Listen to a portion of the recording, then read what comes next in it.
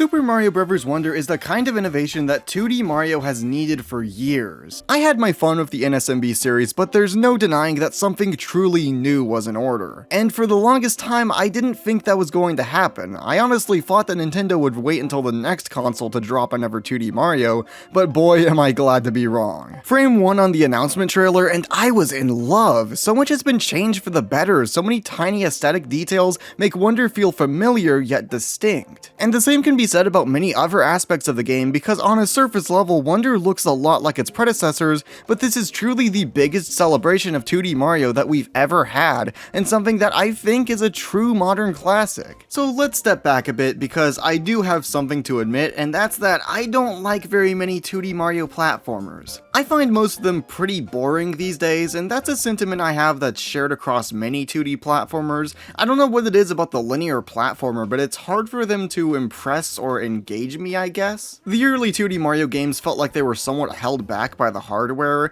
3 in particular has some of my favorite levels, but most of them are so short that they barely get fleshed out. Mario World is the one I've heard the most praise for, and I'm willing to admit I may have just ruined it for myself because I got one super cape and then cheesed like half of the game with it. Point being, the wait for Mario Wonder and subsequently having it in my hands gave me a stronger appreciation of the early titles I had overlooked previously. I think I took for granted how many unique ideas World and many of the other titles brought to the table because I kinda got used to the NSMB way of doing things. Mario Wonder put the biggest smile on my face, giving me a feeling of whimsy like I hadn't experienced in a long time. It amazes me how even after all these years, Mario games can still surprise me in brand new ways I never even thought possible, and Mario Wonder is absolutely no exception. The standout gimmick of the game revolves around the Wonder Flowers. See, Mario and friends travel to the Flower Kingdom, which apparently existed, probably in the same shadow dimension Sarasa Land is being kept in,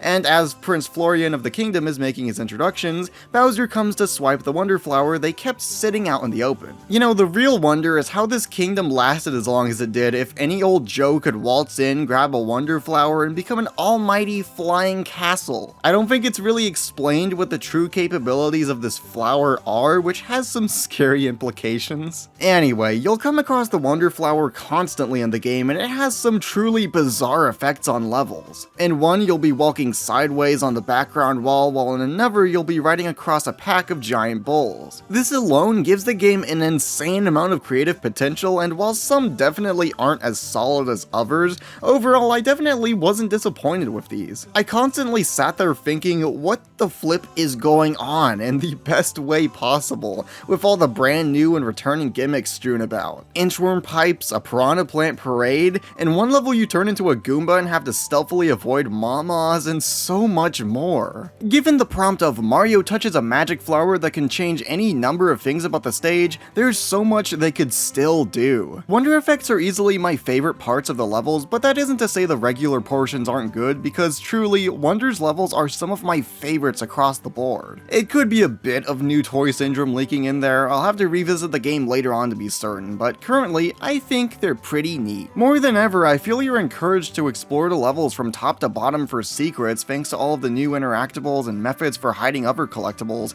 be it in the form of some bonus purple coins or a Wonder Seed, a hidden exit, and it's so satisfying. I was never the guy who'd go out of his way to 100% a 2D Mario, heck, any Mario game, but this is gonna be an exception. One stage that stood out to me was in World 4, where you're having to look for keys to unlock doors while also figuring out how to get to said doors with the on-off switches, which reminded me a lot of the old Donkey Kong Game Boy game, which I love. Also, I want to give a shout out to the enemies. Wonder has so many goofy little goobers and goblins that gave me flashbacks of the likes of Super Mario Land and even the Mario and Luigi RPGs, which I wasn't expecting. I love the little snail, this thing, and the brand new evil fish that'll traumatize a 4-year-old for life. Going back to the Mario and Luigi comparison though, there are countless enemies I would love to see appear in the other games, and if this is the closest that we'll ever get, I'm okay with that. I'm glad to at least see that a lot of the new enemies are pretty consistently used throughout the game, and with so many added to the cast, it honestly never gets old. Same can be said for the game's animations and gorgeous environments. Like, I really don't know how to put into words just how much polish was put into the littlest of details, like Mario's goofy crouch animation, the power-up animations, whatever the heck Yoshi's doing, which, you know, I don't like that as much. I mean, mean, heck, even entering a pipe now has a lot of personality, something that the NSMB games, none of them could ever give us that. They just gave us this awkward static pose. The game's environments are even better though. These feel like levels you'd be exploring in a 3D Mario game. Now, they are twists on world themes we've seen previously done to death in the NSMB series, however, they set themselves apart in so many ways that I can't help but love it. The swamp and ice levels have seen an incredible glow up. There's a ton of fun level themes and concepts as well, and the extra new challenge levels give you some bite-sized challenges that can genuinely get pretty difficult, like the timing-based levels in World 2 in particular. I didn't like the puzzle park levels as much at first, since those hinge on searching for hidden blocks that can only be seen by certain characters, which is fine for co-op, but if you're playing by yourself, these can be kinda irritating. I did have a pretty cool experience playing the first puzzle park level where this random person online was showing me where the hidden blocks I needed were though, so some true Giga Chad behavior was shown off. But the good challenges definitely outweigh the not so great. Some of my favorites were the Wiggler races, the wall jump climb, and enemy gauntlets. I feel like it'll be really fun to speedrun the races and gauntlets with some of the different power-ups and to see what works best. Speaking of, the new power-ups are the elephant fruit, drill mushroom, and bubble flower. I'm not sure what possessed Nintendo to want to turn Mario into an elephant specifically, but it makes everyone look super goofy, so I'm cool with it. I prefer the drill and bubble flower though. The drill allows you to drill into the ground or into the ceiling, making for some really fun movement, while the bubble flower lets you blow bubbles to capture enemies or for use as a temporary boost platform. Out of the three, it's really hard to pick a favorite, but at the moment I'd say the drill since it's the most useful and fun. I was a little underwhelmed with the fact that there's not one more power-up, maybe a returning one like the penguin suit or such,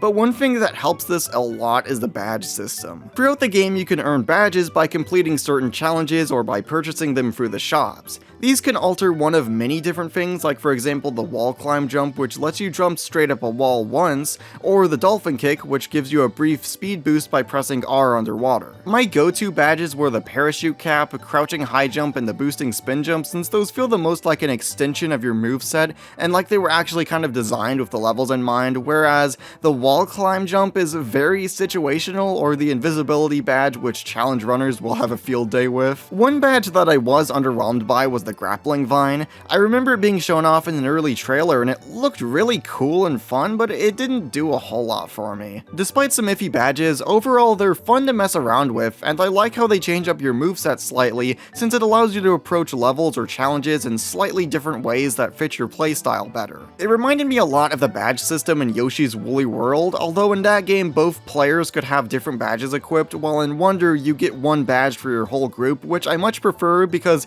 it's a lot less OP that way. So far I've been praising Wonder a lot, but if there's one aspect of the game that is pretty undercooked, it has to be the boss fights. Pretty much every boss is Bowser Jr., and while he does pull out some neat wonder effects that spice up the battles just a bit, his behavior between fights hardly changes, so he's insanely predictable. I know a lot of people pre-release were celebrating the fact that the Koopalings were missing, but man, the trade-off is so boring, I'm sorry. Every other aspect of Mario Wonder is so good that it makes the bosses feel just that much worse, and while I agree that original bosses would have been the best option, Koopalings are still a tier above battling only Junior. Nintendo had a very unique opportunity to pull out some crazy shenanigans with the bosses, so I think it's a shame to see that the final boss was the only good one. I guess I should also mention the weird airship bosses. These are really confusing. It feels like something much bigger was meant to happen in these segments,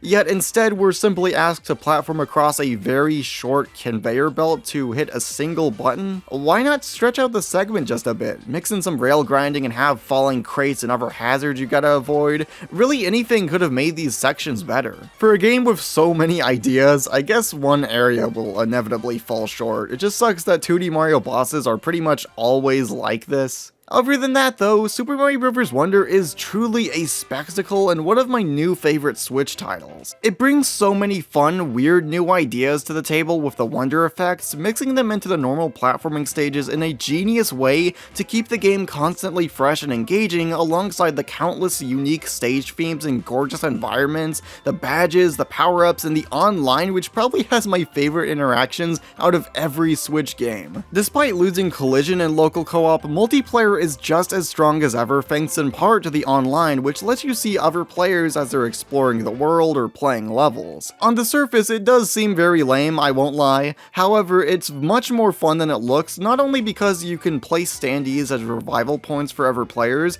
but you can also give each other power-ups and spam emotes, which, while very simple, has led to a lot of fun interactions personally. I've had quite a few people help me find secrets that I otherwise wouldn't have found myself thanks to the usual 2D Mario nonsense of hiding certain elements just off screen. In one level where you're turned into a Goomba, I ran into a group of randoms who all kinda stuck together to act as each other's revive points, and there was this one particular section we all had some trouble with, and one of the others waited for everyone else to catch up after the fact. Like, it feels so cool to make these small connections with random players online, despite having little to no means of communication. I don't know, I just love Mario Wonder. This is such a fun game that left me begging for more, and yet I know it'll be quite a while before the next big Mario game, 2D or 3D. Whatever's next for 2D though, it's safe to say that I have much higher hopes than ever before. I'm tempering my expectations, but Nintendo has shown a clear interest in innovating all aspects of 2D Mario for the better, and I can only hope that trend continues.